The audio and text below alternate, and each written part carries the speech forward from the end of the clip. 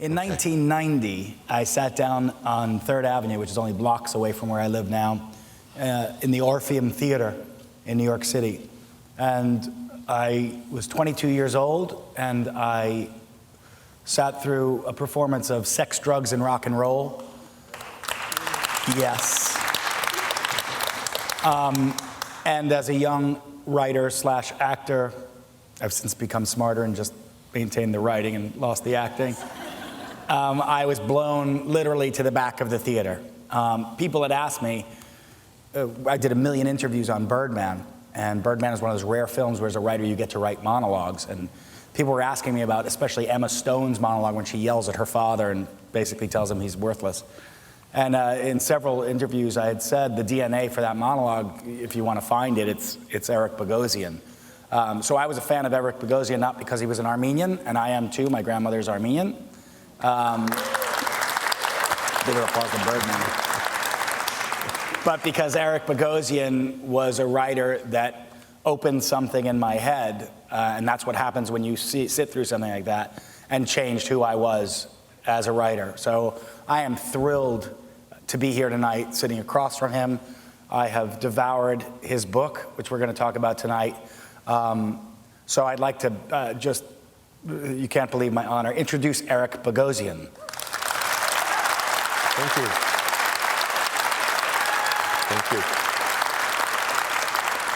So I think first, I'm going to ask, would you mind reading a bit to open us up? Sure. Yeah. There's a section that I think will open us up well. This is the first paragraph in the first sentence of the book, and from the introduction. When I was a little kid, there was nothing I loved better than hanging out at my grandparents' house. In her sunny kitchen, my grandma Lucy would fashion honey-drenched Armenian pastries, while out in the backyard, Grandpa Megerdich roasted lamb shish kebab under the apple trees. After dessert, Grandpa might knock back a tiny glass of arak and tell me stories. I was held rapt by the horrific narratives he dredged up from his faraway past. In his sweetly accented English, Megerdich would describe burning churches and sadistic horsemen. The stories would always end in the same way. My grandfather would instruct me, if you ever meet a Turk, kill him. I was no more than 4 years old when I first heard those words. And of course, this is a book about...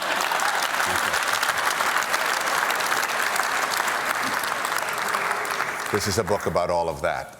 And it gets expanded on. So there we are.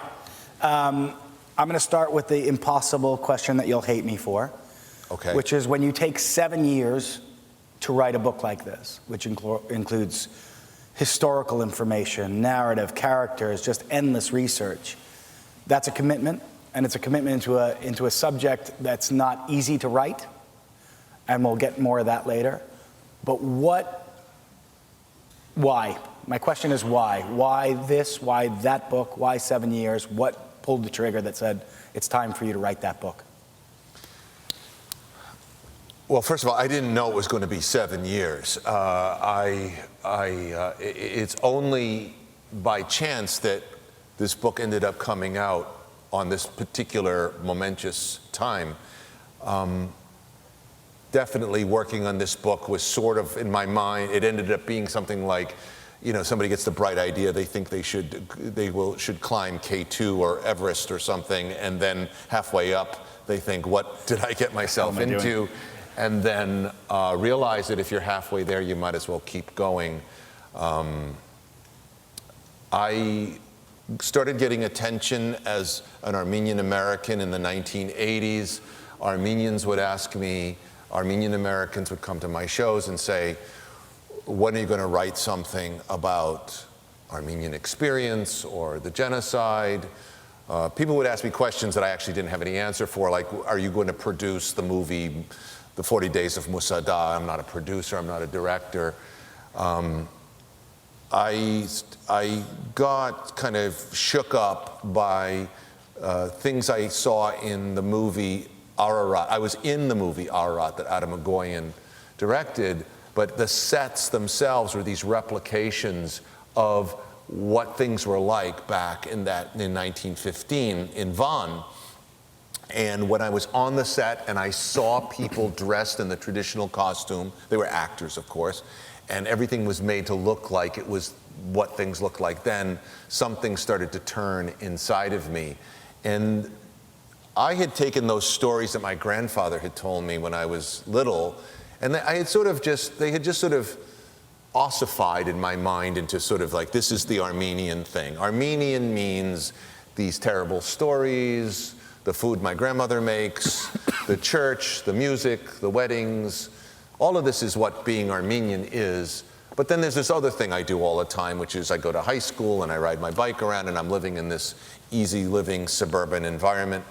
So there was a separation in my mind. And then I think something just changed. In the 90s, there was that. I read Peter Bogosian's book about Black Dog of Fate, and I identified, and I suddenly realized I didn't really know anything about the Armenian genocide. I thought I did. I thought I knew everything, and I didn't know anything.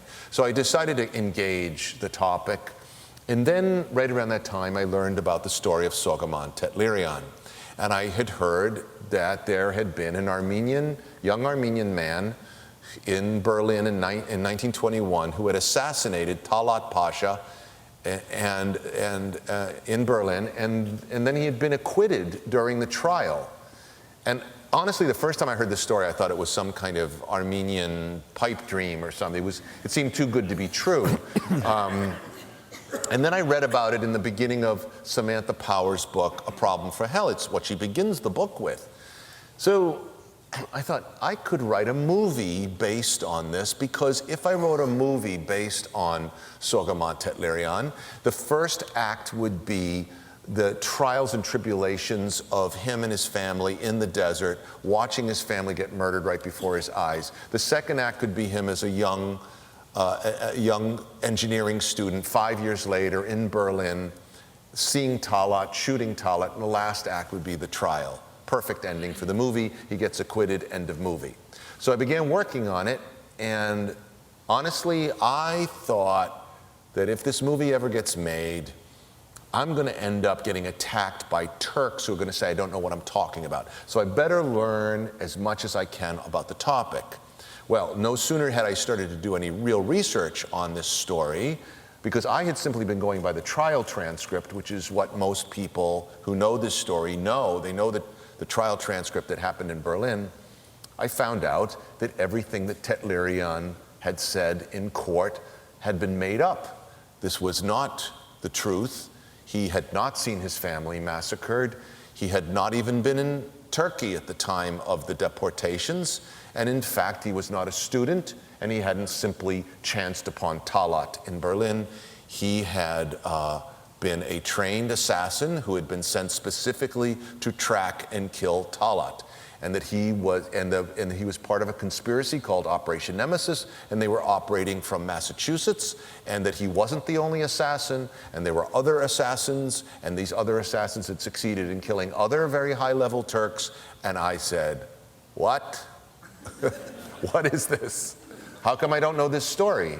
And the more I learned about it, and this goes all the way until I was putting in the edited copy 7 years later, and reading the letters that Marion McCurdy had allowed me to read that her grandfather had kept, Aaron Sachaklian, who was another member of Operation Nemesis, I was rocked by this story. People say, oh, it's like Munich, that movie by Spielberg. It's nothing like Munich. These were not trained Mossad agents. These were simple businessmen operating in New England, New York State, and then the ex-soldiers and other guys who were street savvy, who knew how to handle weapons. And together, in 1921, a group of probably everybody in, there's something about 20 people, without telephones, using letters to communicate or telegrams, succeeded in knocking out almost the entire government of Turkey, of the Ottoman Empire, that had run the genocide. It's unbelievable. It's amazing. It's unbelievable. And I thought, I have to I have to tell this story, but it's such a complicated story, now it can't be a movie. And furthermore, I don't know enough about this subject, and I bet a lot of other people don't, about the things that are connected to this topic, like the history of Armenia. I only knew what I knew from Sunday school, and then history of the Ottoman Empire, history of World War I, history of the Russians, history of oil exploration in the region. And so I set upon this thing of learning, and I found out that there was this memoir by Tetlerian that had been published in Egypt in the 1950s, in Armenian, had not been translated, and my good friend Aram Arkun came on board the project, and we would sit just like we're sitting right now at my office, and he would come week after week after week. He was research for you?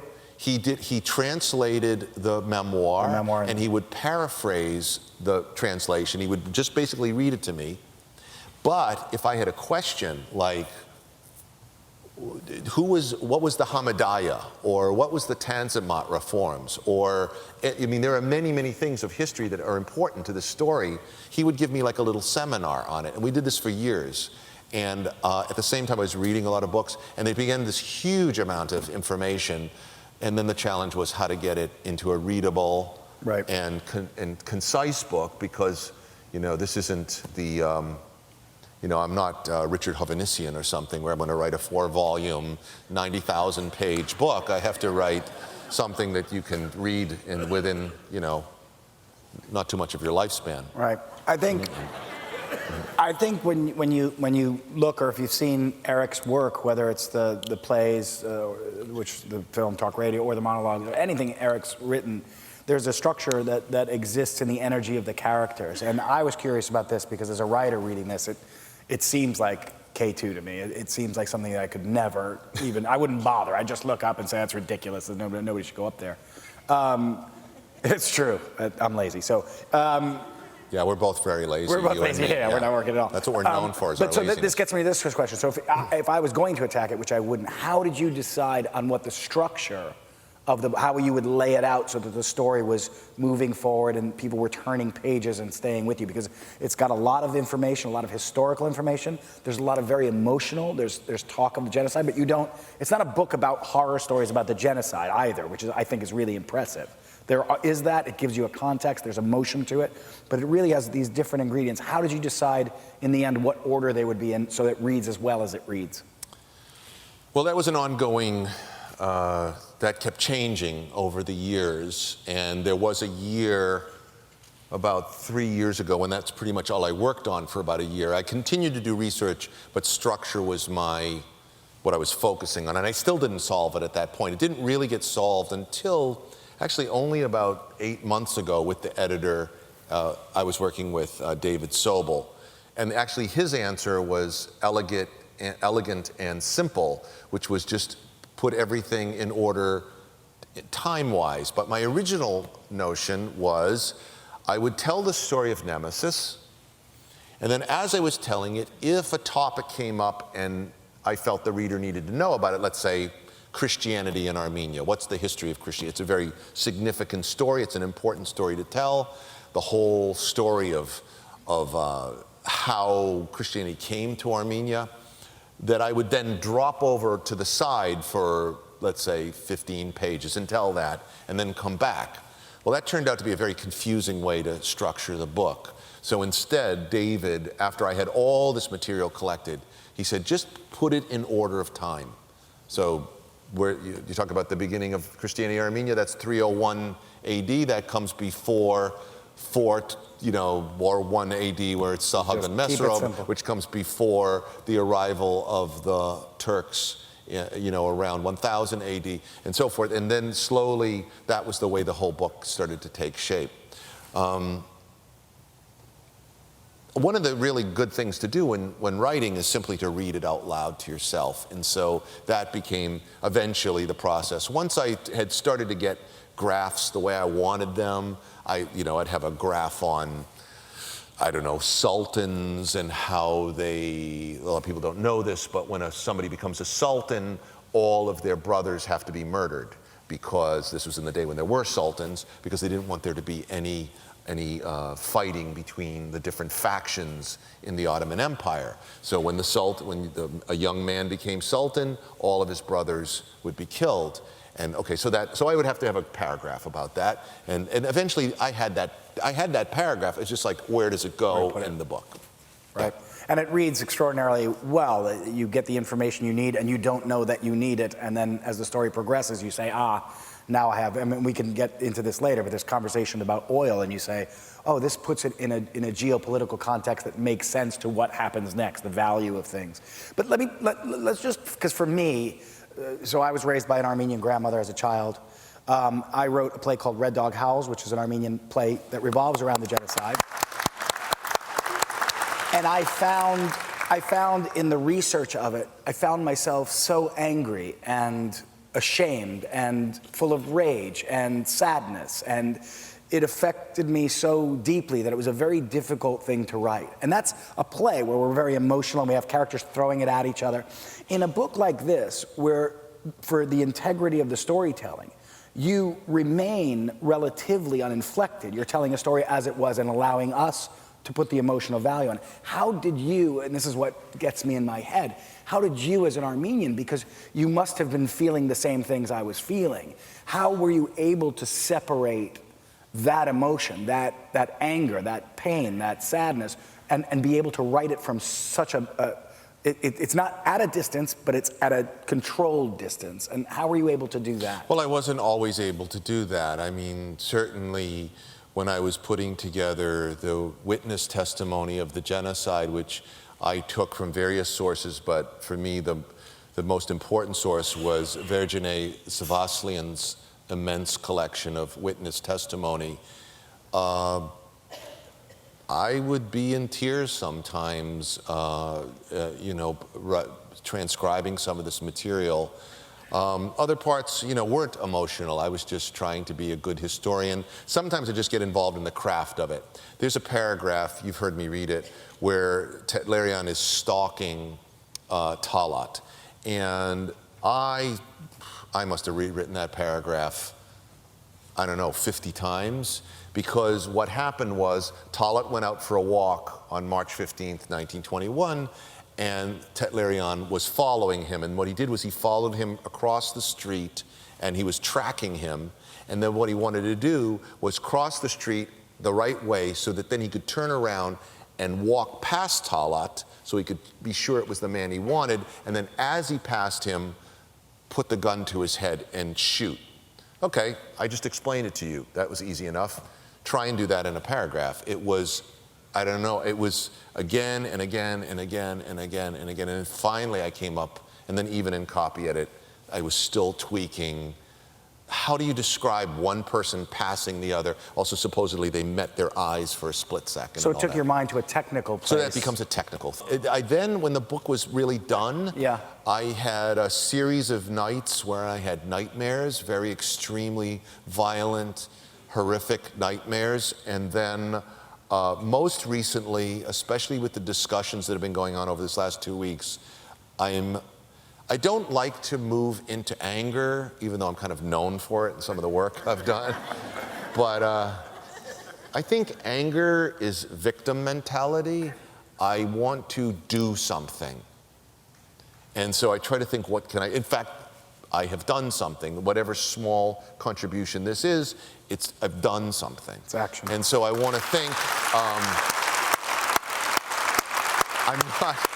I'm not fishing. I'm just saying that in my political scheme of the world, I can sit and talk about things forever, or I can do one little thing, and that's better than doing nothing. Yeah, he's making this sound slightly easier than it is, because, correct me if I'm wrong, but during the course of the research, you found out something about your own family. Well, yes, I found out that 2 of my great-grandfathers had been murdered by the Turks, and that was stunning. And I actually don't allow myself to imagine what that would be. I could start to think about it, but I don't think you can really think about those things, really. But more recently, during this last couple of weeks, there has been some anger seeping up, because I think this has been a momentous April 24th, and I think we're at a great moment where we don't need to ask for recognition anymore. It is recognized. There is no further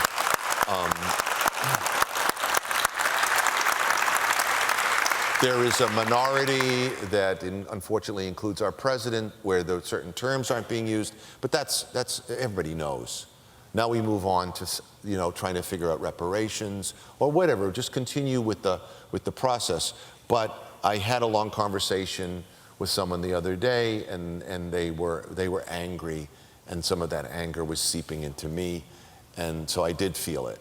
As much, I completely respect that mentality of action is far more important than anger or any emotion. But an interesting question that you just make me think of is what about the argument that there is a place for anger? Now, I know it's not there for the author, but certainly for the reader or somebody that starts with this book, or somebody that's just a moral person, doesn't have to be an Armenian, somebody that watches the news from Africa, from the Congo or Rwanda or anywhere in the world, and you get angry. You get angry that these things could conceivably happen, that children can be murdered. And so are you saying that as an author you want to because you sound like you were talking personally, as an author you need to distance yourself from the anger, or is there just, are we past the point where anger is an important ingredient or a necessary ingredient? Well, this is my politics. I mean, I think at times anger can become counterproductive and something you wallow in, something that replaces action. You know, it's just more fun to be pissed off than to think, what can I do constructively today? And it requires nothing. It requires no effort. Right, yeah. And it's diffuse. I mean, in this situation, in this particular thing of being Armenian American and talking about a genocide that happened 100 years ago, and of course when we ponder it, we think of that terrific violence and sadism, especially toward innocent people, children, young mothers, girls, all that's elderly people. Okay, that's really, really horrible. But if you feel that strongly, if you're allowing that to well up into you, be aware that there are people today that are undergoing those same experiences, whether it's in northern Syria or in the Sudan, and those mothers and those babies need us to help them today. And it could be different ways. Yeah, I agree. Yeah. I just said it. You know, maybe you're a person who's more politically inclined, or maybe you're a person who's just thinking in terms of aid, you know, that people need donations or something like that for clothing or food or whatever. I just think, you know, get up, do something. Right. That's the way I feel about it. So let's talk a little bit about, go back to the sort of impossibility of the plot itself. Let's talk about the narrative of the book. You have a country that has been obliterated, its leadership obliterated. There's an absolute vacuum of Armenian leadership at this time in history.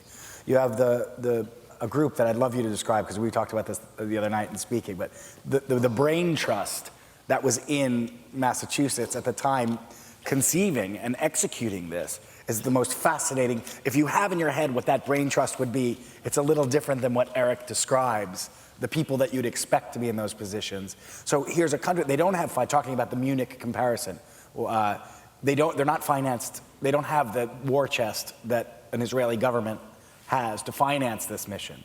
They don't have cell phones, they don't have telephones, they can't send messages through, you know, telegraph, they have to carry letters with, so tell me about how impossible this was, that they achieved what they achieved and how impossible it was.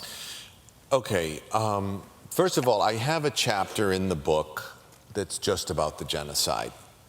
And I felt that it was very important to have a very clear idea of how intense and destructive this thing was. Not because I felt that I just wanted to write about it, because I wanted the reader to understand what was motivating these men and some women, that they felt they had to, they were compelled to act, and in this case, seek revenge, and to mete out the justice that had already most of the people that they assassinated had already been condemned in trials in Constantinople in 1919, so they felt they were simply acting out the justice that had already been found as far as Talat, Enver, all these guys were concerned. So we have that clear, hot fire of motivation. It has to be understood. And that keeps these men together and keeps them on point. Once you understand that's the glue, then the different personalities that actually don't always get along with each other, we can start to understand how they put it all together.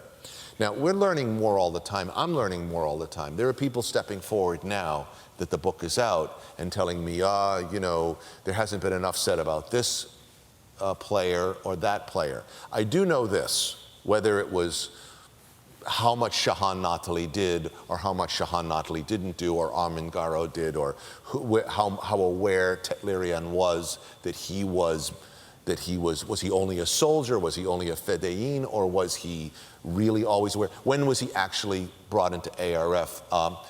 Tetlerian had assassinated somebody before Talat Pasha.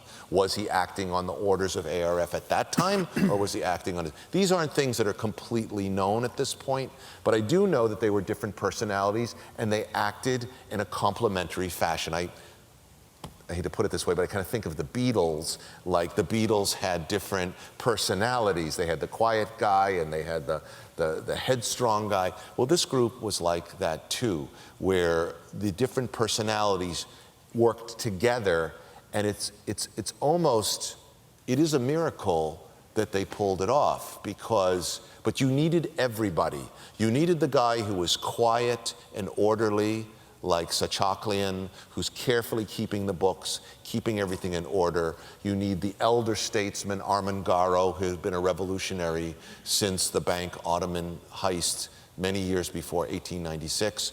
You need somebody like Shahan Natali, who's practically a poet and intensely just motivated with just all kinds of energies flowing through him.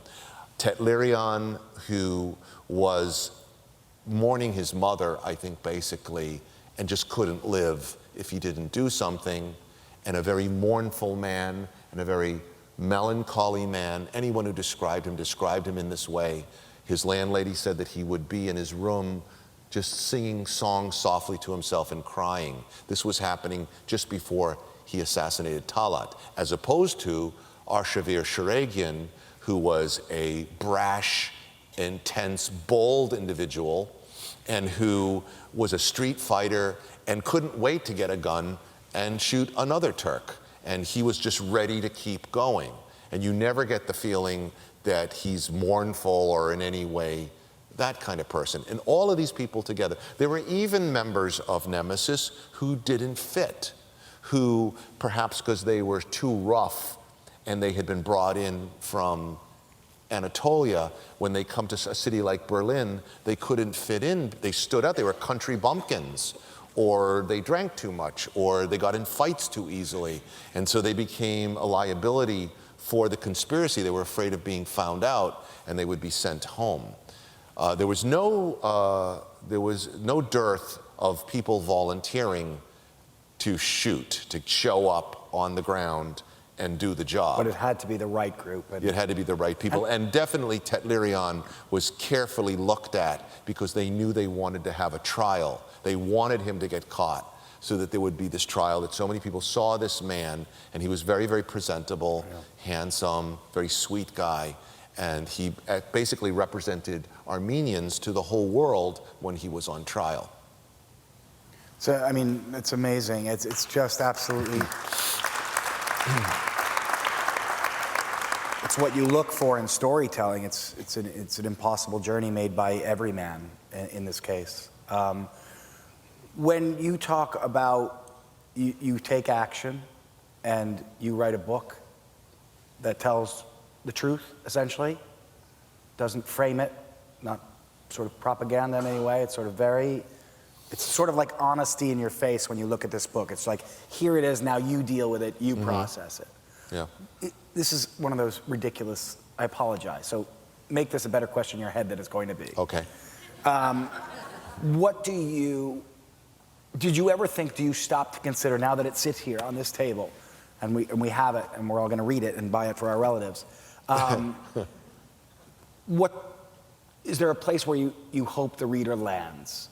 Do you know what I mean? Is there something that you say, if I could say one thing when you read, I hope you come away on this side of it feeling this, or the sort of, do you know what I mean?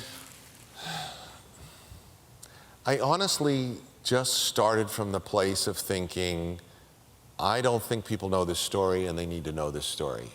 I feel that there isn't enough known about definitely now that I've done this research, I know, because I know how little I knew, there isn't enough known about the Armenian genocide. But if we're going to talk about the Armenian genocide, we have to talk about all of it. And this is an essential piece of information that anybody who studies this needs to know. I compare it to the arrest and trial of Adolf Eichmann after the Jewish Holocaust. That trial contained within it a lot of very important information about what they had done and how they had done it. And I think likewise, trying to get some insight into Nemesis, in the way I tried to write the book, people will dimensionalize what the Armenian genocide is. I'm not saying that there are excuses ever. But on the other hand, for example, being an Armenian and saying, well, there weren't any revolutionary parties or there wasn't any activity in the East, well, that's not the truth. You need to at least say, yes, there were people, there were fighters. First of all, because I don't want to look at my people, my nation, as like sheep led to slaughter. I want to think about us as a complex group of people who have all kinds of personalities. It's absurd to think of Armenians as inherently weak or meek or any of those kind of things. It's just not true. There's no truth in that at all. But there's other contexts that need to be understood as well. The geopolitical, which I mentioned, for instance, the oil. You've been talking about oil. Yeah, that's what I was going to talk about next. Yeah. Oil. What is oil? Well, some people say that the oil has something to do with whether there was an Armenian mandate or there wasn't, and whether we ever ended up with a protectorate or all of that. But one thing for sure, the United States and Great Britain, the people of these countries, knew a lot about the Armenian genocide prior to the 1920s. Near East Relief was based out of these countries. It was the first major international relief effort that was ever done in history. And they raised tens and tens of millions of dollars. And they didn't do that because people didn't know what had happened. Right. They knew what had happened. There were people in the United States, people used to not eat their Sunday dinner on Sundays, and with that money they saved, they would send it as donations to help the orphans in Syria. Okay, so people knew these stories, and then suddenly they didn't know the stories. Why? Because in the 1920s, the United States decided, and Great Britain decided, that oil was more important. Turkey was going to be the new ally. We don't want to make Turkey angry, and so suddenly the story started becoming less heard about, softened, and essentially what was basically said and certain statesmen were kind of pushing for this, let's let lying dogs lie, let's let bygones be bygones, and it was sad what happened, but it's time to move on. So suddenly people didn't know. I mean, this notion that it was never known, it was very well known. Yeah, when I talk to people who were non-Armenians, who used to talk, when I was a kid, my family would say, if you didn't eat your meal, they would say, hey, there are Ethiopians starving. But people of an earlier generation used to use Armenians in the same phrase. You say the Armenian kids are starving, eat your meal. Which tells you a lot about propaganda. So why is all this happening? It has to do with oil. And so in that way, oil becomes very important and worth knowing about. And the story gets more and more complex the more we look at it. We all know about Calouste Gulbenkian. Everyone knows about him. At one time, he was almost considered to be the richest man on earth, Mr. 5%. He had negotiated these early oil deals between the Europeans and actually originally the Sultan. And he was this go-between guy, and he was Armenian. But does everybody know, which I only found out during my research, that he was a cousin of Bogosian, that he was actually related by marriage to Nubar Pasha. These are very high up people from the elites that were Armenians. And then when you start putting these interconnections, you start seeing structures that are, if nothing else, interesting and worth looking at in terms of the history and the ongoing evolution of the geopolitical scene for Armenians out there. And you said there wasn't really a leadership at this time, but there was a leadership, and that was the leadership in the Republic of Armenia, which was essentially ARF at that time. Right. So, you know, that was one of, I don't know if I said this already, but I mean, one of the great challenges of this book was the stories can get very complex, and it was incumbent on me to learn them and then digest them and then give them back in a way so that a reader could understand and move through this. Because I was writing for Armenian Americans, I was writing for non-Armenians as well. In a way, I kind of thought of the book as a sort of a Trojan horse. Maybe you come to this book to read about this remarkable assassination plot and then learn about, if you've never, and believe me, people don't know about the Armenian genocide and learn about the Armenian genocide. But all the time I had in my mind, absolutely, that this should be a popular book that people can read without huge effort. It shouldn't be like doing your homework or anything. I just don't see the right. point of a book like that. I didn't want to write a book like that. I thought of it more as, it just should be very interesting. And it's not, and it's a really fine balance. You walk a really fine line, because I think Eric inferred earlier that when you're writing this, especially with we can talk about the propaganda machine that's out there, the denialists. I mean, it's so fascinating where the money is coming from. It's very commercialistic in a way. But when you're writing this, you want it to be page moving and everything else, but you also need it to be impenetrable, truthful. I mean, you know somebody's going to come and say, well, that's not true. And then the more holes there are there, the structure is going to fall. So one, you want it to be entertaining. So as a writer, I'm just saying, you want it to be moving, but second, you have to be impenetrable. So there's details that you might normally, that's the difference in this being a film, right? In a film, you take away the facts, you keep the spine of it, and you tell don't let the facts get in the way of a good story, they say. That's right. You know, in this case, you have to be both entertaining in a way and also impenetrable with the facts.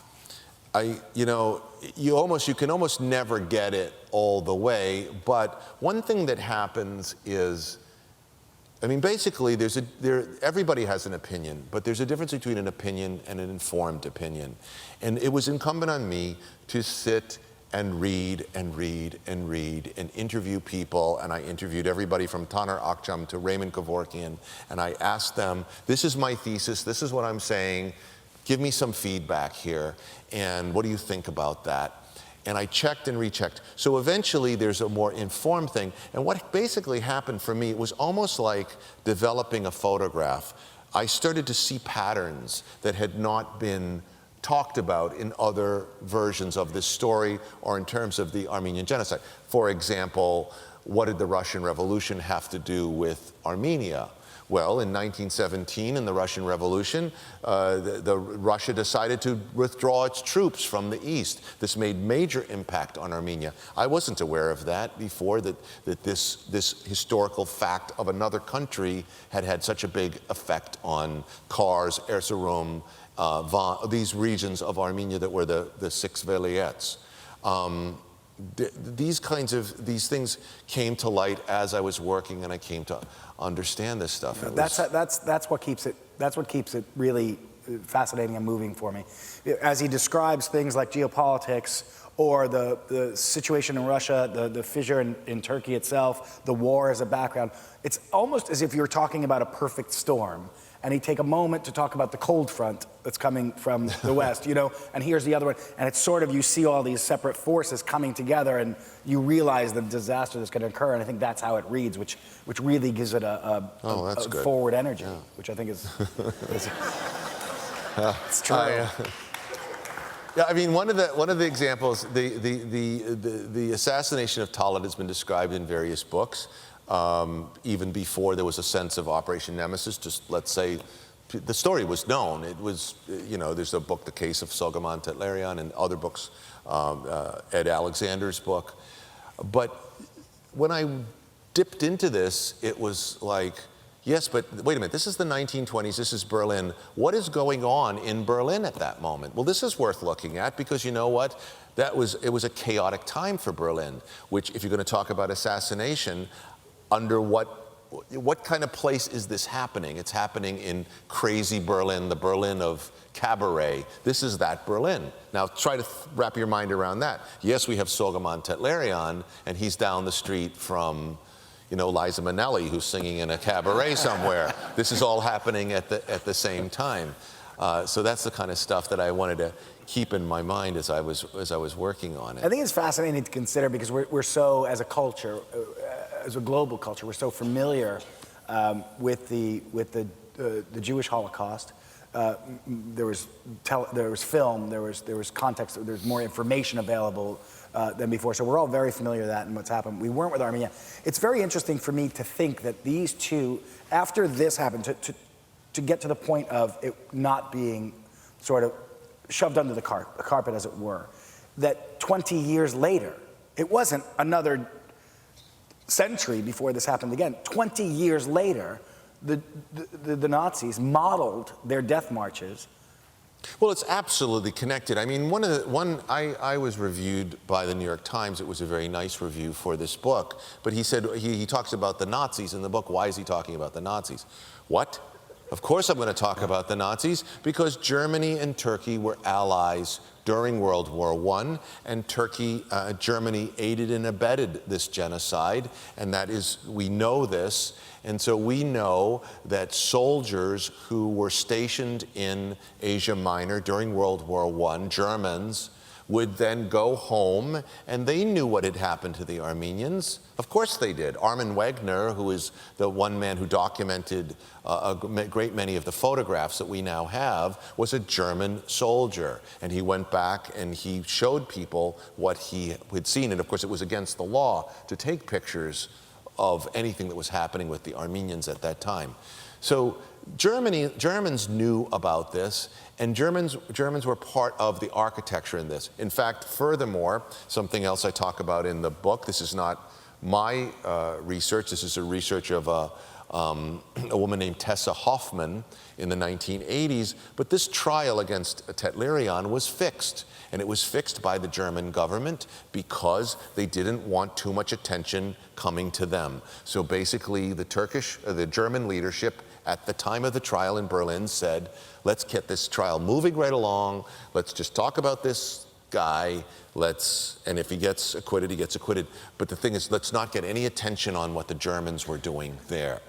And I mean, if you read the New York Times report of the assassination of Talat Pasha in March 16th, 1921, they mention the ARF, they mention that he must have had accomplices, they mention that he was given he had all this money on him, where did it come from, where did the gun come from? In court, no mention of ARF, no mention of accomplices.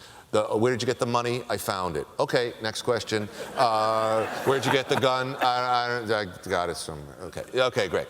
That's it, no more questions. I mean, it's fascinating stuff to look at this. Likewise, it was right there out in the open for anybody to look at that a British agent named Aubrey Herbert had been in communication with Talat Pasha. He had written about it just weeks before Talat was assassinated. What did they say to each other? Well, it's right there in a book if anybody had bothered to read it.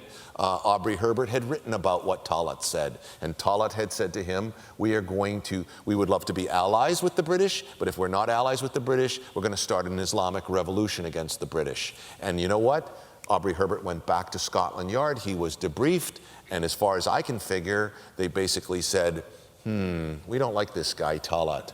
We know where he lives. They had known since October 1920, and I found this in secret documents from British intelligence. They always knew where he was living. And lo and behold, the Armenians find out where Talat is living a couple of days after the meeting between Aubrey Herbert and Talat. Very interesting. Talat is dead 2 weeks later.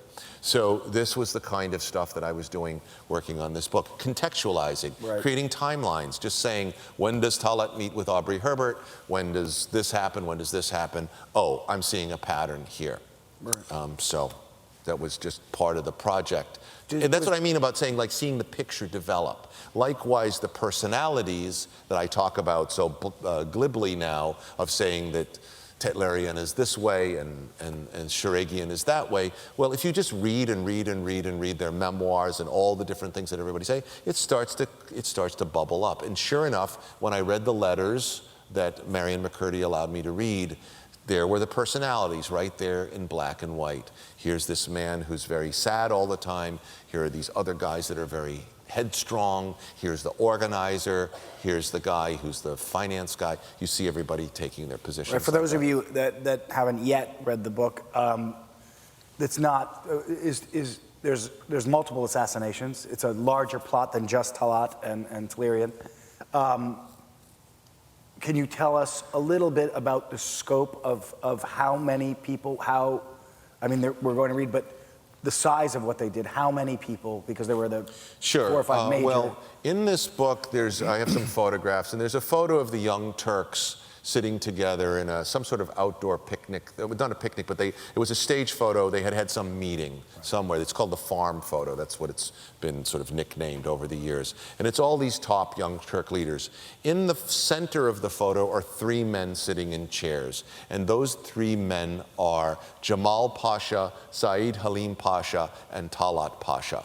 And Said Halim was the Grand Vizier, and Jamal, Talat, and Enver were the supposed triumvirate who ran the Ottoman Empire. Standing behind them is Enver. Those 3 men seated were all assassinated by Operation Nemesis. Enver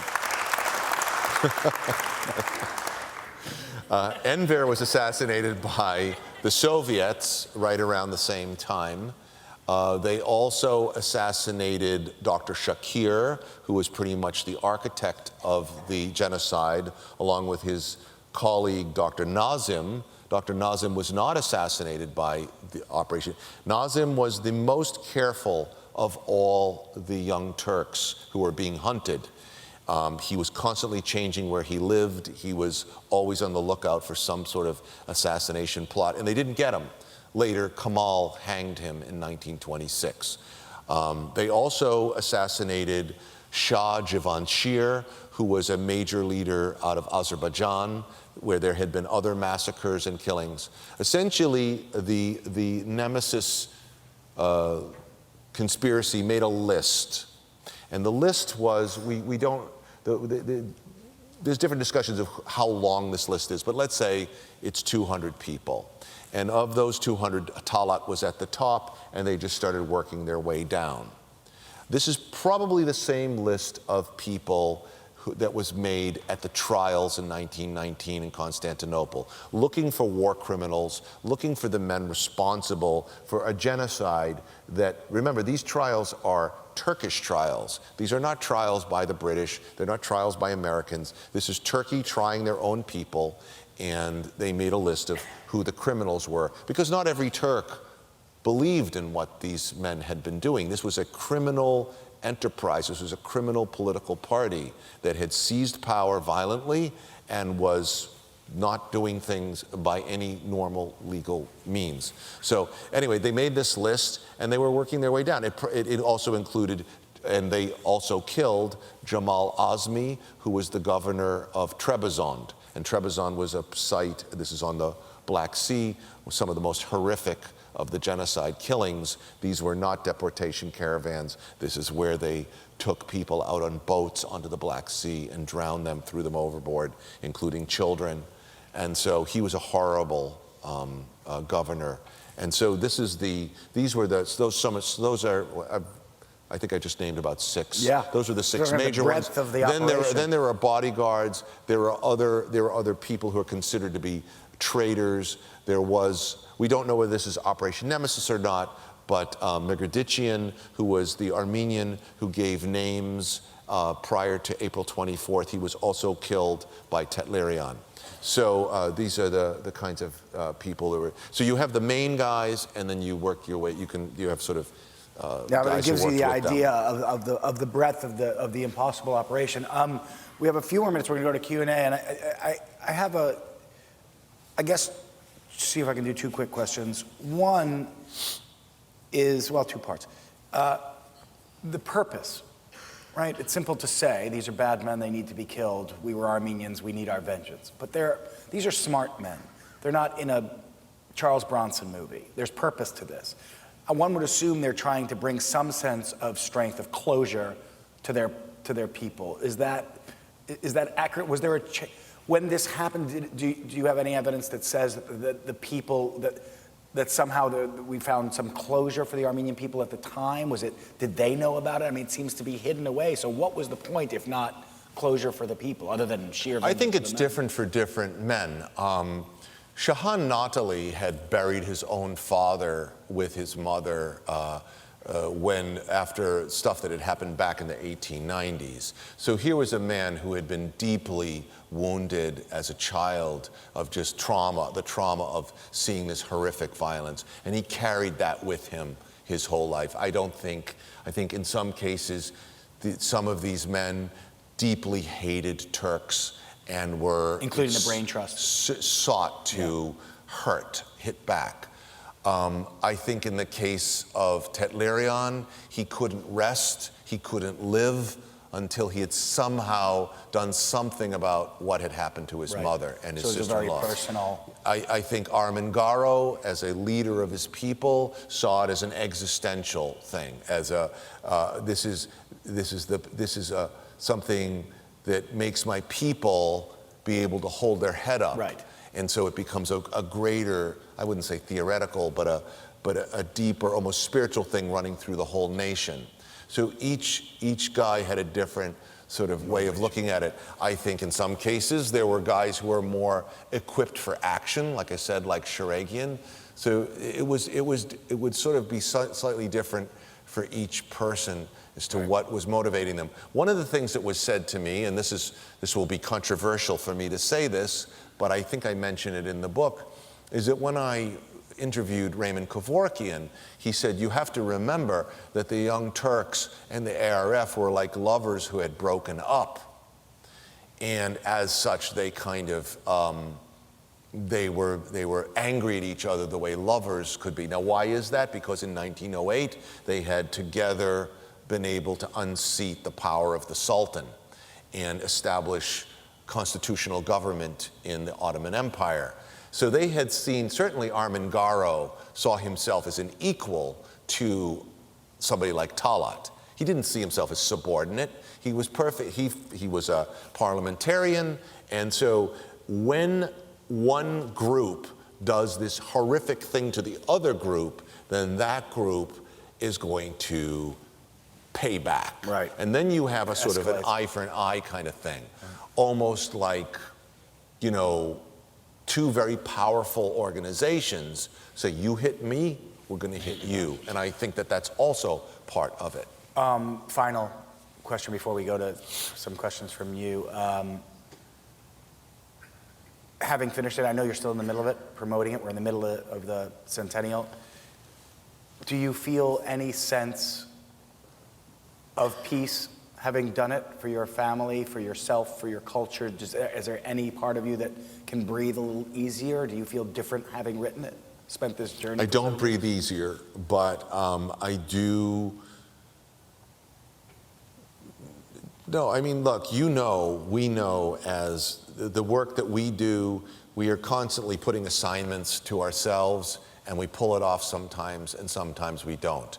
I feel like I'm one of those like gymnasts who in the Olympics, they have to jump up backwards on the horse and spin around 3 times, and you gotta hope you land on your 2 feet and spike it. And today, I mean, I don't mean to sound, you know, I don't know what, braggy or anything, but I feel like I landed on my feet with this one. I stand behind this book, and I feel I did it. Thank you. You gotta read it. You have to read it. I feel... And then you can clap. Yeah, well, you can clap, trust me. But that's the way I feel. I feel like I did something. I'm 62 years old, and it's like, it's a time in my life I'm glad to complete. I felt like I completed it. And that makes me feel I feel like in this time, to close this, I feel like Eric said it before, which is that it was taking action, and there's an actor on this book, and it has a confidence that doesn't have the desperation of revenge. It doesn't have the desperation of screaming, as he says. It's a confidence to say, I could use bad language here, but screw you. Here's the story. We know the story. Deal with it on your own terms. And I felt that confidence this Sunday. I was in Times Square speaking to 15,000 Armenians who filled the streets. It was amazing to see. And I did. It was an amazing collection. It didn't have that sense of desperation to it. Maybe that was the Pope. I'm sure we're going to talk about Mr. Obama for whatever and what he needs to do politically or what he's doing as his schizophrenic senator / president on this issue. I'm not being political.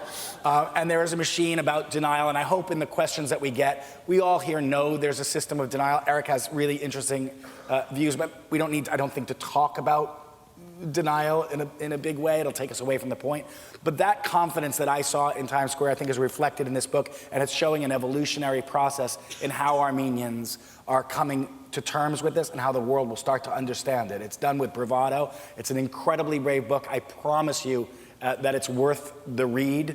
And I'm incredibly proud to have been here with you and of your book. And I want to thank you so much for being here, Alex. It really, I'm honored. My honor. Eric Bogosian. Thank you. Are we on? Okay, if you have questions, raise your hand and we'll come to you. First, we solicited some questions via the internets, and the first one came from a gentleman in Toronto.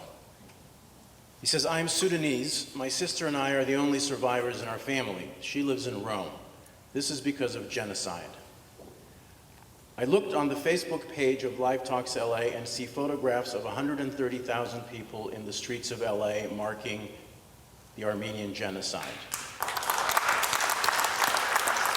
What can we do to move governments and move people to remind you that this human-on-human atrocity is happening every day in the world? Good luck.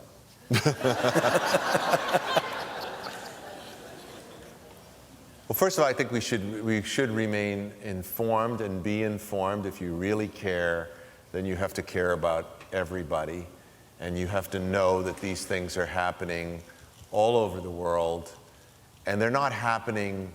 I think it's very important to understand that they are not happening because of religion, that people live together in harmony all over the place with many different religions, and they've done it for centuries.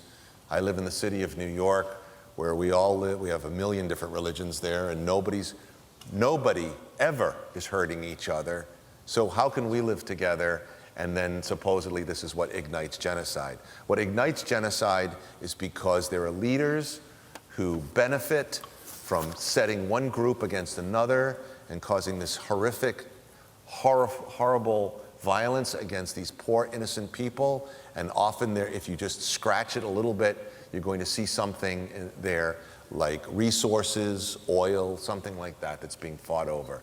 And I think if we remain informed, and especially if it does have to do with something like international oil companies, and we are lucky enough to live in the United States, and we can write to our congressmen or whatever, and we become informed, then we can object to policies that encourage these kinds of genocide. You know, when we become aware of stuff, that's when they become aware in Washington. If we are not aware of it, then they're not aware of it. But I think it's all of our responsibility to do that. My name is Arshak Bogosian, and I have a question. Talat his body was flown to Turkey, and they give him a state burial. And Turkey says that they're modern, they've changed. You really think they have, considering all these, not only the criminals that went back, their bodies went back to Turkey, and they honor him? They name streets after that. I just want your thoughts about that. I've learned a lot working on this book. I came into this book trying to be as open-minded as possible. My politics say that All people are created equal. All children are equal under God. And I will not, and I still refuse to believe that there's anything such as an inherently evil person. And I still believe that that's the case with regard to Turks or Muslims living in Turkey today. I do believe that. And I know that because I know enough Turkish people to know that that's not the case. But I have been enlightened deeply over the last few years about the Turkish government's policies.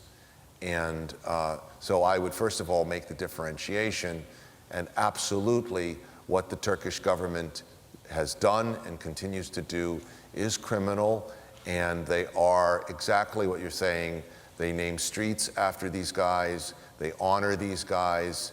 It is a vast, complex web of mythology that a very young country, they were established in 1923, perpetuates because they can't face the truth.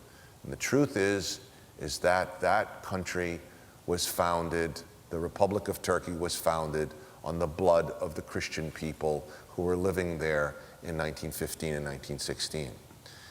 Having said that, it is important to note that our own country was built on blood as well. The native people were hunted and exterminated, the Cherokees, all the different Plains Indians groups, and of course, the slavery trade, which we couldn't even have the economy we have today without the slavery, the black slavery of that time. So I agree with you that there's this ongoing, reprehensible thing that they're doing there. I think it's incumbent on the Turks to be the ones to alter their own history. We can't tell their history for them. They have to change it. There are Turks who are working in that mode today. Taner Akçam and Müge Göçek are doing cutting-edge research on Armenian genocide. They have done fantastic work, and they're Turkish. And the reason they're doing this is because they believe in their country and they are ashamed of what their government did 100 years ago. So with more and more people feeling that way in that country, we may see some change going into the future. And I think that's all I can say on that.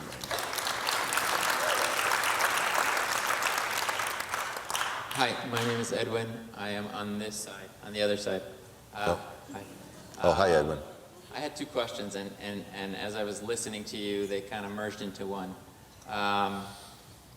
So you said you have a ton of research, and you must have like piles of paper left over, and you're not going to give it to Richard Hovhannissian. So I was wondering. He doesn't need it. I also read the article in Asparez where you mentioned your radicalization. So you've done all this work, and you have this book, but you all must have like tons of stories left over and sort of momentum piled up from all this work. How do you, with this newfound,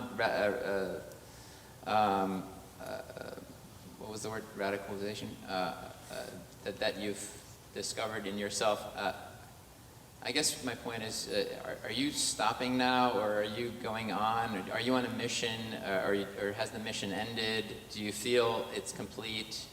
How do you feel about this?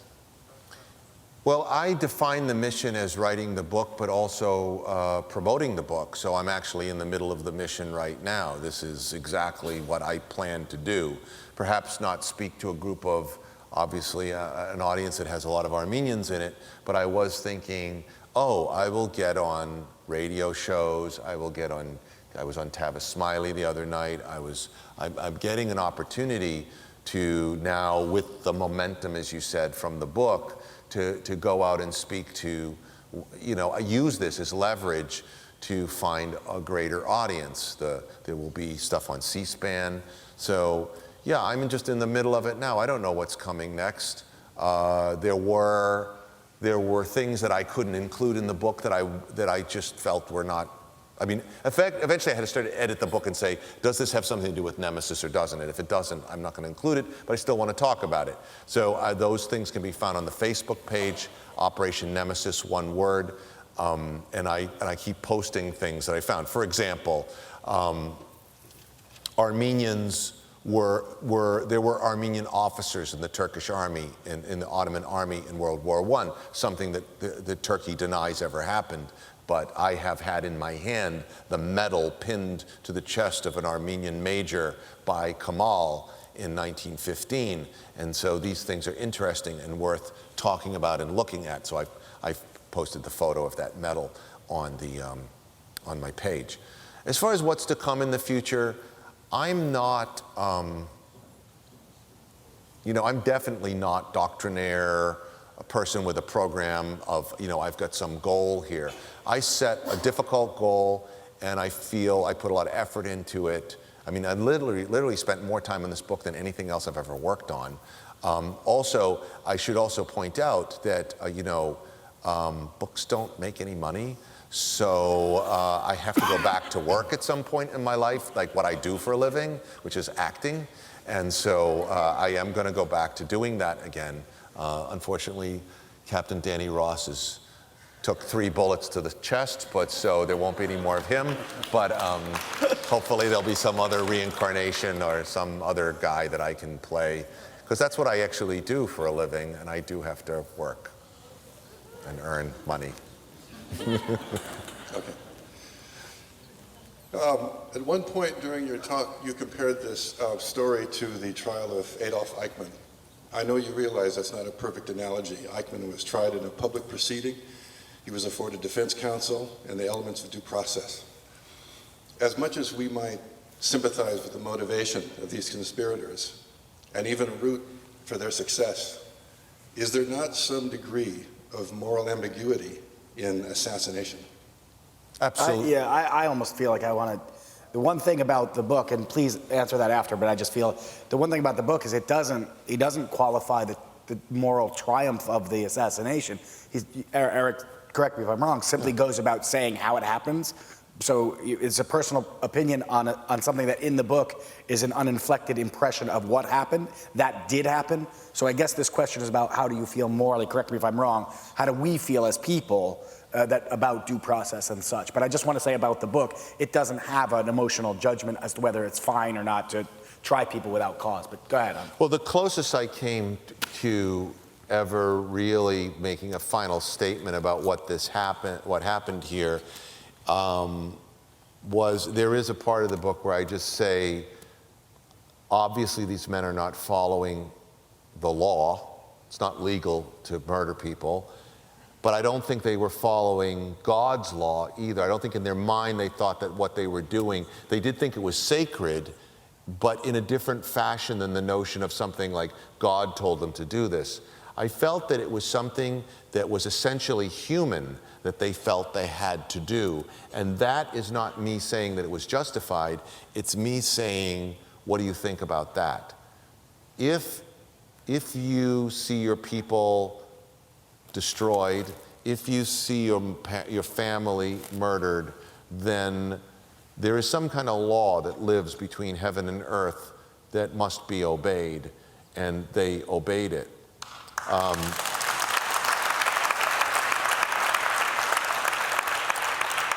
And I can't argue with you about that logically. I simply know that it's true. And let us also return to Adolf Eichmann for a second. Let's be aware that he may have had a courtroom trial in Jerusalem, but first of all, it was Jerusalem, and secondly, he was abducted illegally from Argentina, so they were breaking the law also because they felt that they needed to. Again, the same sort of motivation. Yeah, I think fundamentally we agree, right? In the optimal, in the world that should exist, we believe in due process. I do. I think you do. Have to. You have to. So we're not disagreeing. I don't think.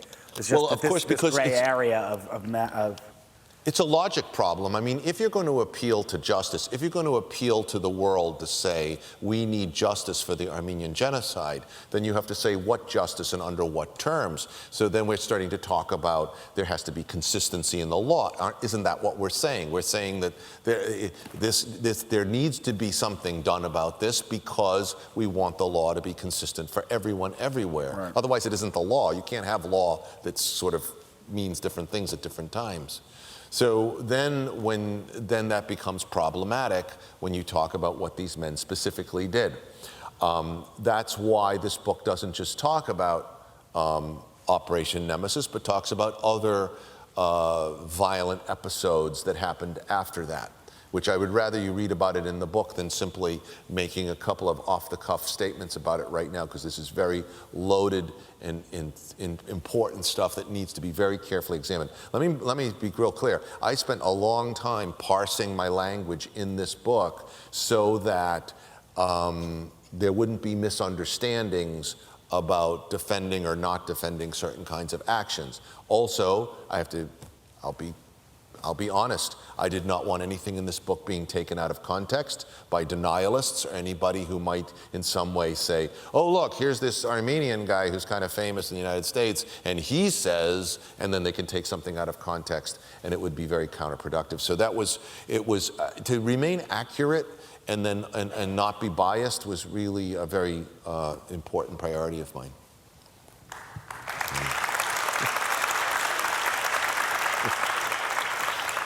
They'll applaud for anything. They'll applaud for, no, I'm sorry. Watch this, chud egg. Everybody loves chud egg. That's our new sitcom. That's our new sitcom. Everybody loves chud egg. I have a question. I have a question over here. Yes, where I Over can't here. see. I can't see. Over here. Over there. Over there. Okay, hi. My name is Rehov Sepian. My question is, as Armenians, we've always been waiting for that one Armenian genocide movie for years. And every time we see actors, screenwriters of Armenian descent, we're just hoping that maybe lightning will strike, something will happen, and we'll have a genocide movie. My question is, how do we make that leap? How do we make that movie, or how do we make our story the fabric of society as the Holocaust is? Can I tell you a secret? That movie's coming. It's coming.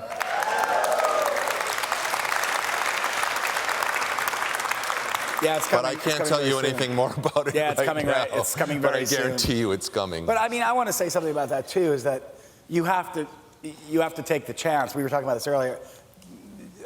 This is not me with myself, but my play Red Dog Howls is no joke. I mean, it's a very hard play. And people that see it, and non-Armenians in New York, I mean, Eric can testify as an audience, he came, but it's not, I don't know whether it's a good play or not, but it's not an easy play. And I addressed it in uncertain, somebody has seen, did any of you see it when it was here in California? So there were moments that we were talking about this in New York, and non-Armenians would come up and say, you know, that's not an Armenian grandmother, that's my Irish grandmother, that's a Jewish grandmother. They identify with it, and in the end, people were sad beyond belief. They mourned together. It was that sort of thing, but and my point isn't about my play. My point is that you have to find and support what that is, because, you know, if those plays get attention, if they're good plays, if they're good movies, that's the most important thing. They have to be good and gripping to everybody. They have to be universal in their specificity to Armenian. If you're specific about Armenian, you'll find that you're universal. That an Armenian grandmother is a Jewish grandmother, is an Irish grandmother. They're all protective and strong, you know. So the more specific we get about our culture, the more everybody will recognize Armenians won't be separate from the world. They'll be like everybody else, and then you can tell the story. And I think your movie's coming. Eric, we were talking about the same film, and we know something you don't, but your movie's coming, and I think people will be happy with it. But supporting good work, good narrative work about it, I think is a good start.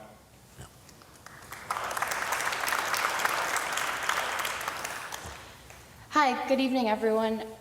It's safe to say that most Armenians grow up with the history of the genocide etched into their minds. Do you think the events of the genocide and the way Armenians responded to it in the years after helps define what it means to be Armenian? Do you think it it's part of the Armenian identity? Well, I think it has to be. I mean, you can't, what it is not the Armenian identity. It has to be understood as part of the Armenian identity, as you just said. In fact, I think it's very important for Armenians, not just to really fully embrace what an amazing people we have been in history. Not every, I respect all other peoples, but our history is truly remarkable. It went through many different stages that are incredible to look at. I recommend reading the history, the art at the highest moments, especially in the Middle Ages, the illuminated manuscripts and so forth. It's just amazing stuff, the music. And even, I shouldn't say even, but the modern writing. I mean, sadly, we lost many major writers on April 24th, 1915, but then there was another generation after that who continued to make great art as expats outside the Ottoman Empire. Also, I think, and again, this might be a little controversial, but I think it is important for Armenians to embrace their role in the greatness of the Ottoman Empire. The Ottoman Empire was one of the greatest empires on earth, and it existed for 600 years, and it ended at World War I.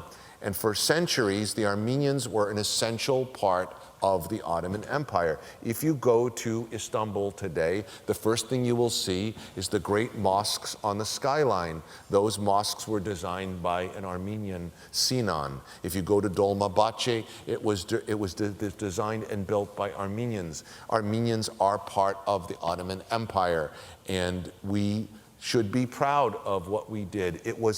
It's hard looking back now because we understood that in the Millet system, Armenians were a subordinate community within a Muslim community. This was a way of running things that actually goes back to Arab times, during the Arab Empire.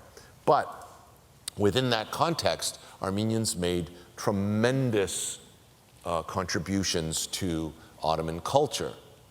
And on many, many, many levels. I mean, this should be studied and talked about and thought about. The Turks don't want to do it. We need to think about it a little bit. Just something as simple as the Zildjian symbol. Everybody here knows that there is the Zildjian symbol, the best symbol that was ever made, okay, by the Zildjian family. But do you know more than that? Do you know that the Turks were the first marching bands, military marching bands in history? The reason why was to scare the bejesus out of the people they were about to attack. And so they had these military marching bands, and they tooted horns, and they banged drums, and they splashed cymbals, and they marched and scared the hell out of people. And they did this for centuries. And when the Sultan had to have the people who made these things, they had families that made the best of each thing. Zilj means symbol in Turkish. That's why they're Zildjian, because they were the Sultan's symbol makers. We are integrated culturally with this Ottoman Empire. And so it's good to know these things.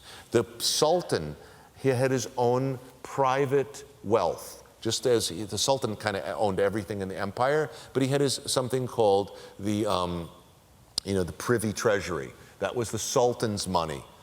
Always an Armenian was in charge of that. That was traditional through the Ottoman Empire, that there would always be an Armenian in charge of that. Why? What are the Armenians? Why were they that in that culture? The art, the poetry, the architecture, this is stuff that we should at least be aware of and know about and talk about it and think about these things. Mr. Bogosian, my name is Bogos, and my question is, before I preface the question, I want to say, on behalf of a proud Armenian people, thank you for taking time out of your very busy schedule to pore over all this research, to take the time to write this very important book. I haven't read it yet, but I promise that I will. I'm very eager to do so.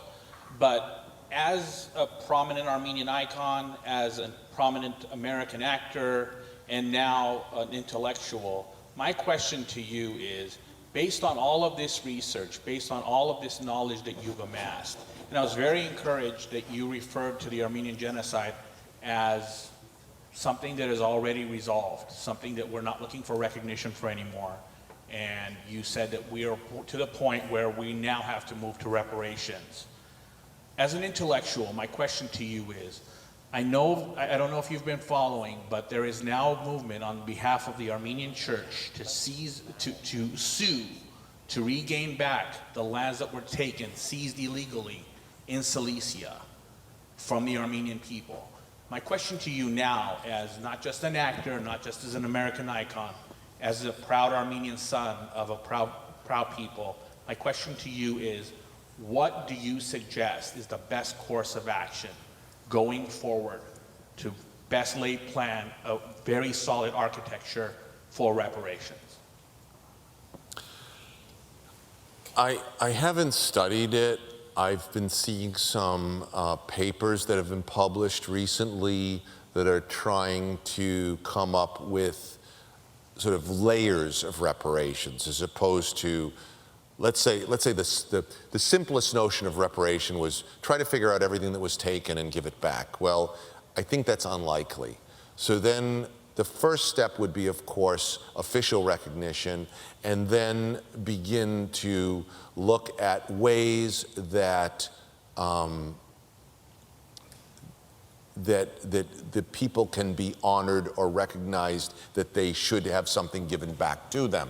And this can be done. One suggestion I heard was a way of allowing more citizenship in Turkey for Armenians who are there perhaps from Armenia or who want to move into Turkey and make it easier. I haven't really studied it. I'm not an expert on this. But I think there's ways. One thing to look at is what has Germany done vis-a-vis the Jews in Germany, and look at, say, try and learn from that.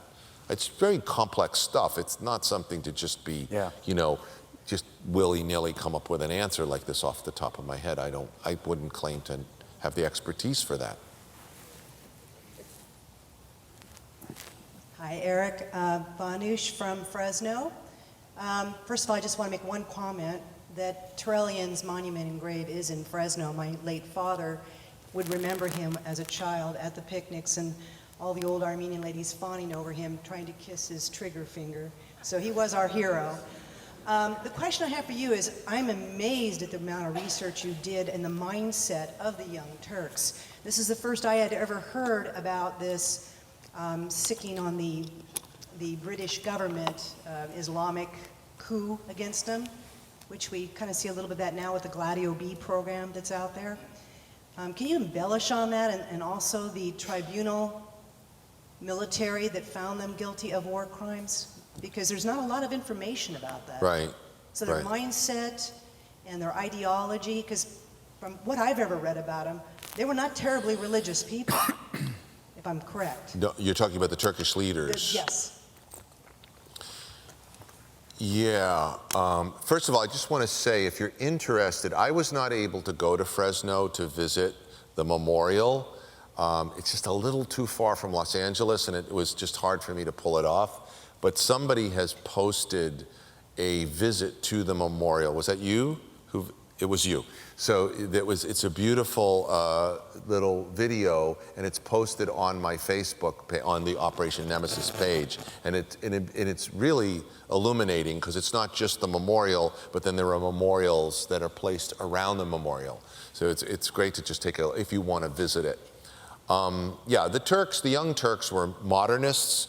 They believed in, they knew that the Ottoman Empire, which was called the sick man of Europe, was losing ground rapidly.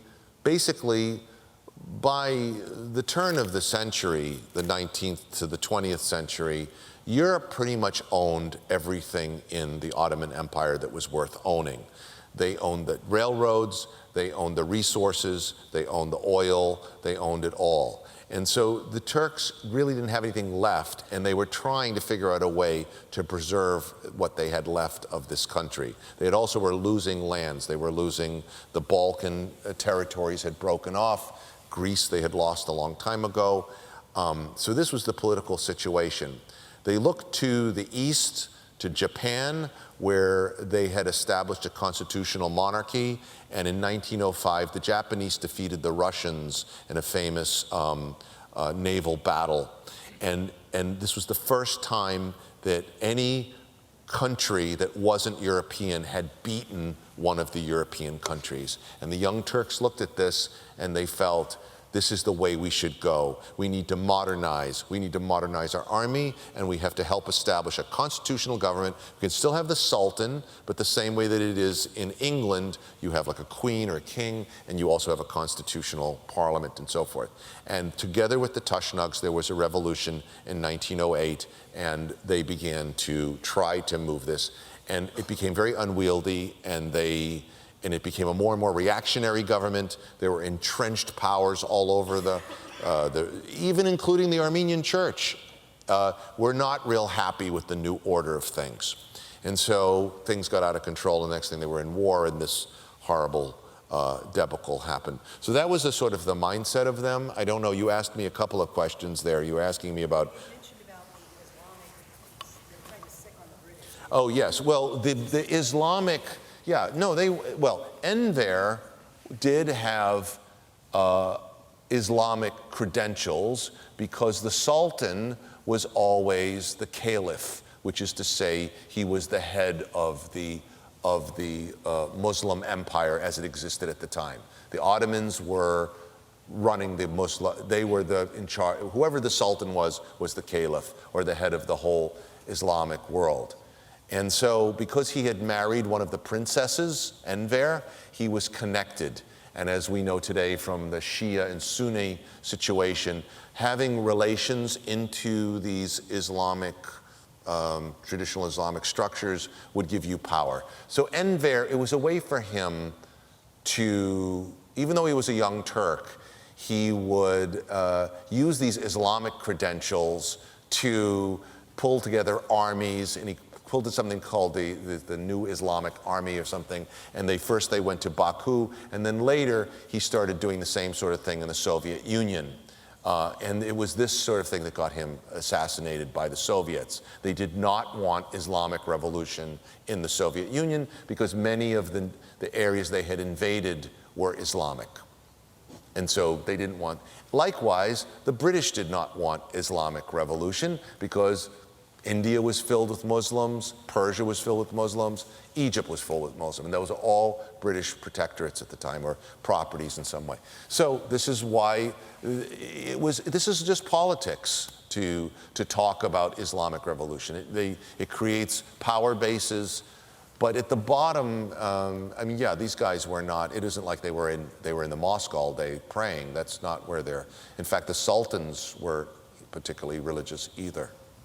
I don't want to get this into being too dense. That's like the challenge of this whole subject matter is you got to read the book, and then you can sort of look at this stuff. It's all in there. It's just that I don't want to.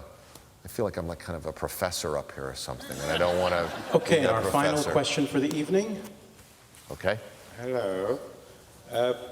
There's been a reticence to compare it to Munich, which was a Steven Spielberg movie. Why is that? It's the same concept. Munich was not based on history, but based on a specific event, whereas this issue has been based on history. They went after the perpetrators of a genocide. Who did? These guys, yes. Did. So I understand your question. Could you just... My question is, there was a reticence to compare it to the Munich operation. It's kind of based on the same thing, don't you think? No, the reason that I'm reticent about comparing it is because it makes it sound like these guys... I just felt that it's more remarkable, it's more interesting to understand that these are not trained Mossad agents. These are not men trained to kill and operate in this way. And also, they were not financed the level that the Munich operation was financed. They had this very powerful, the state of Israel behind these men to seek retribution for the Olympic killings. And these men were operating pretty much in a void. They didn't really have anybody backing them up. They never knew really what was going to happen next. I mean, there was no way that like the Mossad agents were going to get like caught, or if they did, that's what their job was. These guys, they never knew when somebody was going to come knock on their door, and suddenly they would just be taken away and never seen again. And so I feel they were very brave and very remarkable for their effort in that regard. It wasn't like they were trained to do that from the beginning. That's the difference.